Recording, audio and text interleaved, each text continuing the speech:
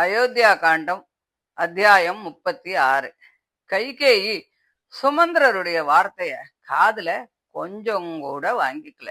ஐயோ, இப்படி வரங்களை கொடுத்துட்டு இப்போ இப்படி கஷ்டப்படுறேனே அப்படின்னு கண்கள்ல நீர் ஆறா கொட்ட பெருமூச்சு விட்டுண்டு, சுமந்திரரே, நமது சதுரங்க சைன்யத்தை ராமனுக்கு காவலாக போகும்படி ஏற்பாடு பண்ணுங்கோ.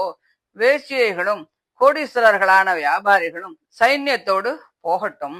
ராமன் இருக்கும் இடத்தில் சகல பதார்த்தங்களும் நிறைந்த கடை வீதிகள் ஏற்படட்டும்.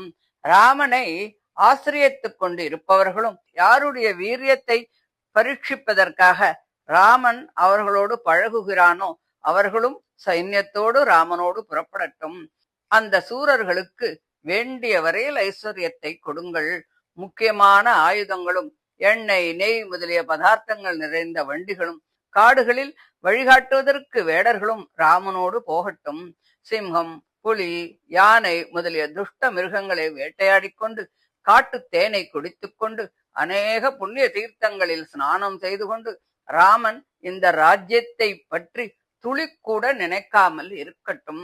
என் தானிய களஞ்சியமும் பொக்கிஷமும் ராமன் இருக்கும் இடத்திற்கு அனுப்பி வையுங்கள்.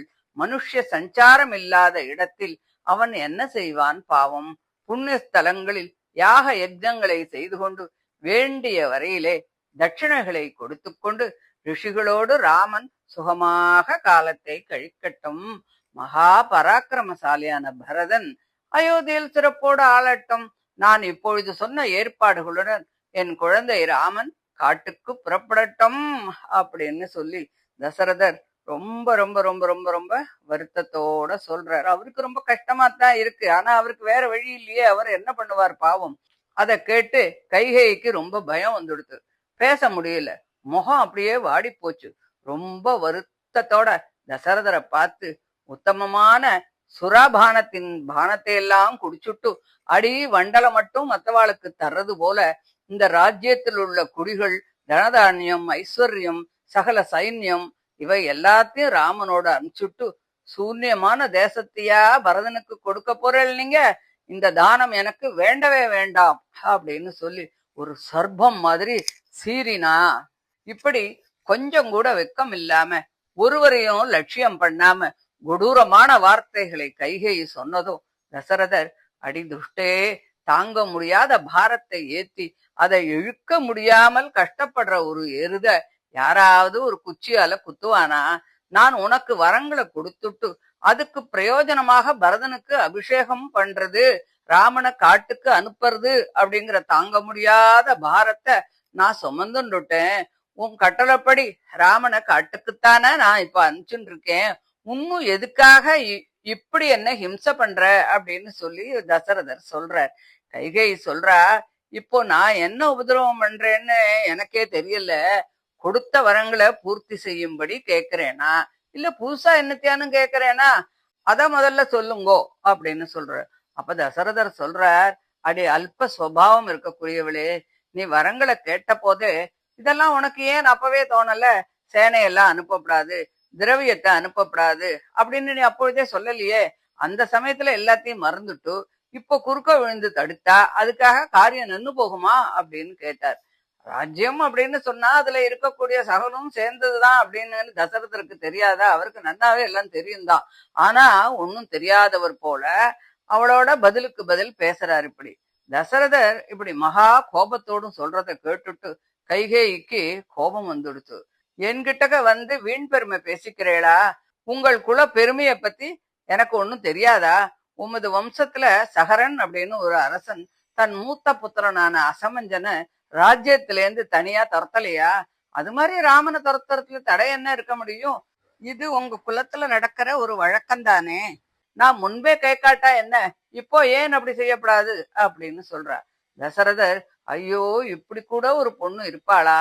அநியாயமா என்ன வஞ்சித்து பிரதிஜை எல்லாம் பண்ண சொல்லி என்ன மகா பாபத்துக்கு ஆளாக்கி அதுவும் போராதுன்னு முன்பே கேட்காத விஷயங்கள் எல்லாம் இப்போ நீ தந்துதான் ஆகணும்னு சொல்லி என்ன இப்படி நிர்பந்தம் பண்றாளே அப்படின்னு நினைச்சு சீ, வாயை மூடு அப்படின்னு சொன்னார். அங்க இருந்த அத்தனை பேரும் அந்த வார்த்தையை கேட்டுட்டு தலையை அப்படியே குனிஞ்சுனுட்டா. ஆனா கைகேயி மாத்திரம் அத கொஞ்சம் கூட லட்சியம் பண்ணவே இல்லை. அங்க சித்தார்த்தர் அப்படின்னு சொல்லக்கூடிய ஒரு முக்கிய பிரதானி ஒருத்தர் இருந்தார். கைகேயினுடைய வார்த்தைகளை கேட்டதும் அவருக்கு ரொம்ப கோபம் வந்துடுது. அவர் கொஞ்சம் வயசானவர் தான், கபடம் இல்லாதவர், தசரதரால் மரியாதையோடு நடத்தப்படுபவர். இப்படி கைகேயி சொல்லும் அபவாதத்தை கேட்டு பொறுக்க முடியாம அசமஞ்சன் அப்படின்னு சொல்ற ராஜபுத்திரன் தெருவுல விளையாடிட்டு இருக்கிற குழந்தைகள் எல்லாரையும் சரையு நதியில புடிச்சு தள்ளி அவெல்லாம் இறந்து போகும்போது அவ படக்கூடிய அந்த கஷ்டத்தை பார்த்து ரொம்ப சந்தோஷப்பட்டு ஒரு ஆனந்தப்பட்டு இருந்தான். பட்டணத்து ஜனங்கள் எல்லோரும் ராஜாட்ட போய் இந்த ராஜ்யம் க்ஷேமமா இருக்கணும்னு நீங்க நினைச்சா உங்க புள்ள அசமஞ்சனை இந்த நாட்டுல இருந்து நீங்க துரத்தணும்னு சொன்னா, இல்லாட்டா நாங்கள்லாம் இங்க இருந்து வேற இடத்துக்கு போறோம்னா. அதை கேட்ட சகரன் ஏன் இப்படி பேசுறேன்னு என்ன ஆச்சுன்னு கேக்குறான். அப்ப ஜனங்கள் சொல்றா, உங்க பிள்ளைக்கு பைத்தியம் பிடிச்சிருக்கு, தெருவுல விளையாடும் எங்கள் குழந்தைகளை எல்லாம் புடிச்சு சரையு நதியில தள்ளி அவர்கள் மூழ்கும் போது குமிழ் வரக்கூடிய அந்த சப்தத்தை கேட்டு கைய கொட்டி சிரிச்சுன்னு இருக்கான். ஜனங்களுடைய இஷ்டப்படி சகரன் தன்னுடைய குமாரனான அசமஞ்சனை அவனுடைய பாரியைகளோடு பரிவாரங்களோடு வண்டியில ஏத்தி அவளை நீங்க உயிரோடு இருக்க வரைக்கும் இந்த ராஜ்யத்துக்குள்ள வரப்படாது அப்படின்னு சொல்லி உத்தரவு பண்ணி துரத்தி விட்டுட்டான். அவனும் தான் செஞ்ச காரியத்துக்கு பிராயச்சித்தமாக மண்வெட்டி, கோடாலி, கூடை இதெல்லாத்தையும் வச்சுண்டு காட்டுலயும் மலையிலையும் தெரிஞ்சுட்டு காலத்தை கழிச்சான். அப்படி ராமன் என்ன பாவத்தை பண்ணினா அவனை எதுக்காக காட்டுக்கு துரத்தணும்? எனக்கு தெரிஞ்ச வரையில் ராமனிடத்துல எந்த ஒரு தோஷமும் இல்லையே. சந்திரனிடத்தில் கல்முஷத்தை கண்டுபிடிச்சாலும் கண்டுபிடிக்கலாம், ராமனிடத்தில் தோஷத்தை கண்டுபிடிக்க முடியுமா? ஒருவேளை எங்களுக்கு தெரியாம ராமனிடத்துல ஏதாவது தோஷம் இருந்தா அத நீ சொல்லு, இப்போதே அவனை காட்டுக்கு துரத்திடலாம். ஒருவன் பிறருக்கு யாதொரு கெடுதியும் பண்ணாம சாதுவின் மார்க்கத்திலேயே நடந்துட்டு இருக்கும் போது அவனை கைவிடுறது பெரிய ஆபத்தைத்தானே ஏற்படுத்தும். அப்படி செய்வது தர்மத்துக்கு விரோதம் இல்லையா? தேவேந்திரனை போல பலமும் பராக்கிரமமும் தேஜஸும் ஒருவனுக்கு இருந்தாலும் கூட அக்கிரமத்தை பண்ணினா அவன் சாம்பலாத்தான் ஆவான். அதனால ராமனுடைய அபிஷேகத்தை நீ தடுக்காத, லோகத்தில் உள்ளவர்கள் உன்னை நிந்திப்பதற்கு நீ இடம் தராதே அப்படின்னு சொல்லி ரொம்ப சாமர்த்தியமாக சொல்லி அவளுடைய புடிவாதத்தை மாத்துறதுக்கு முயற்சி பண்ணி பாக்குறார். சித்தார்த்தருடைய வார்த்தையை கேட்ட தசரதர் இந்த நல்ல புத்திய கைகேயி ஒருபோதும் ஒத்துக்கவே மாட்டா அப்படின்னு முடிவு பண்ணி துக்கத்தினால குரல் ஓங்கி, அடி பாப ஜந்துவே, சித்தார்த்தனுடைய வார்த்தையெல்லாம் உன் காதுல விழுந்துதா இல்லையா? எனக்கு ஹிதமான விஷயம் இதுதான் அப்படிங்கிறது உனக்கு தெரியலையா? அது போகட்டும், உனக்காவது எது ஹிதம்னு உனக்கு தெரியறதா? உனக்கு நல்லதெல்லாம் எங்க தெரிய போறது? சாதுக்களுடைய நடத்தைக்கும் உனக்கும் எவ்வளவோ தூரம் ஏணி வச்சா கூட எட்டாது. நான் இந்த ராஜ்யத்தையும் சகல ஐஸ்வர்யத்தையும் போக போக்கியங்களையும் விட்டுட்டு ராமனோட போறேன்.